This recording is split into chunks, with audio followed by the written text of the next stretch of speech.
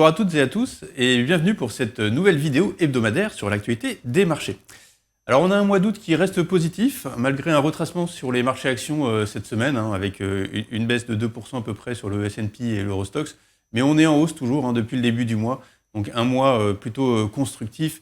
Alors on voit qu'il y a un peu plus d'attention aujourd'hui sur les sujets de risque aujourd'hui qui peuvent émerger en cette fin août et cette reprise on va dire du mois de septembre. On a toujours bien évidemment les risques géopolitiques qui sont importants, avec un narratif qui évolue du côté de Donald Trump et de l'Iran, avec une pression qui est mise cette fois-ci sur le côté économique envers les différents partenaires ou on va dire les différents pays qui pourraient échanger avec l'Iran. Donc une pression qui est mise de ce côté-là. On voit également qu'il y a de la tension sur les taux d'intérêt, ça c'est important, c'est l'un des facteurs les plus importants à souligner. On a un taux 10 ans allemand qui oscille toujours sur la zone des 3,25, un taux 10 ans américain sur la zone des 4,70. Et là, c'est un facteur important, puisqu'on voit qu'il y a aussi des interventions qui ont été faites de la part du Trésor américain, de la part de Scott Bessent, qui a décidé de doubler les achats d'actifs sur la partie longue de la courbe des taux, donc entre le 10 ans et le 30 ans, afin de réduire un petit peu ces tensions que l'on peut connaître sur ces niveaux de taux. Ça a permis au taux 10 ans américain de repasser sous la barre des 4,70. Mais on voit bien qu'il y a quand même un point on va dire assez sensible de ce côté-là. Alors pourquoi les taux partent un peu plus, on va dire, à la hausse, même si le mouvement n'est pas très significatif sur le mois d'août. Si on prend les points à fin juillet jusqu'à aujourd'hui, on est sur des mouvements assez faibles. Mais on voit que les taux, en fait, se positionnent de façon plus structurelle sur des niveaux plus élevés, et c'est ça qui est important et qui attire l'œil, on va dire, des investisseurs. Alors, on a bien évidemment les prix du pétrole qui contribuent à cette hausse des taux, puisque les prix du pétrole ont augmenté, avec un prix du pétrole qui est passé au-dessus des $90 pour le Brent. Il est repassé cette semaine un petit peu en dessous, justement, suite à ces annonces. Mais dans l'ensemble, on a cette tension sur le prix du Brent qui est due aux discussions, aux accords qu'il peut éventuellement y avoir avec l'Iran, la réouverture ou non du détroit d'Ormuz. Mais aussi, il faut avoir en tête que ce prix du pétrole, certes, il n'est pas sur les $100 le baril ou au-dessus, mais c'est vrai qu'il faut regarder le prix du pétrole raffiné et pas simplement le prix du pétrole brut, qui lui peut être un petit peu plus sous tension. Donc voilà, des facteurs à regarder, comme le prix de l'or également, qui atteint des nouveaux records.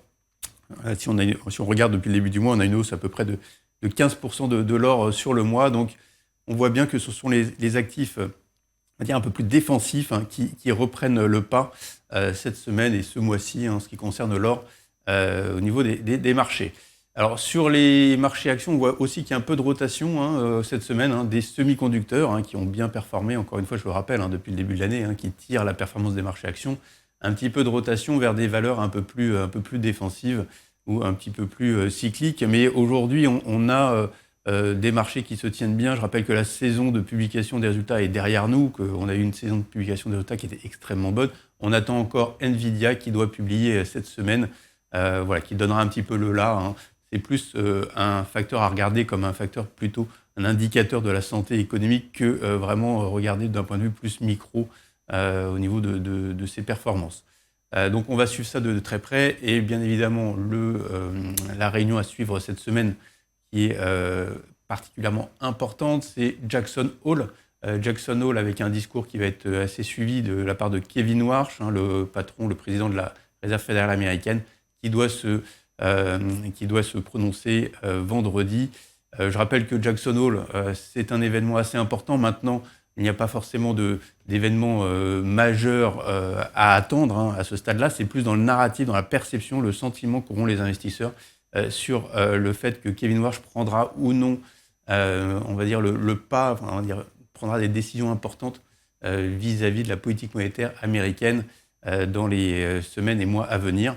Aujourd'hui, le marché n'anticipe pas de hausse de taux de la part de la Réserve fédérale américaine en septembre, mais il y a encore une hausse de taux d'anticipée dans le marché d'ici à la fin de l'année.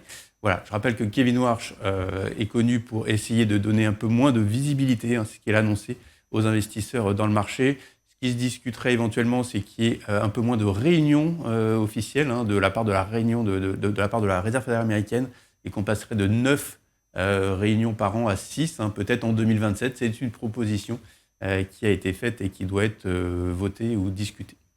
Voilà, de côté Réserve fédérale américaine, aujourd'hui, voilà, on termine cette vidéo avec un petit mot d'allocation, hein, comme d'habitude, en disant que sur ces niveaux de taux, c'est vrai qu'il faut un petit peu de prudence. C'est vrai qu'on voit bien qu'on a des taux qui rémunèrent, donc on a du portage, donc une sensibilité qui peut être un petit peu supérieure à celle des indices traditionnels. Ça permet d'avoir du portage. Maintenant, aujourd'hui, les niveaux de taux sont assez élevés et peuvent rester élevés compte tenu des émissions à venir au niveau de la dette souveraine, par exemple, que ce soit aux États-Unis ou en Europe. Donc, un côté vraiment important à suivre au niveau des déficits et des budgets qui vont être discutés très rapidement à partir du mois de septembre. Voilà, je vais m'arrêter là pour cette vidéo. Je vous souhaite à toutes et à tous une très bonne semaine et je vous dis à bientôt. Merci pour votre attention.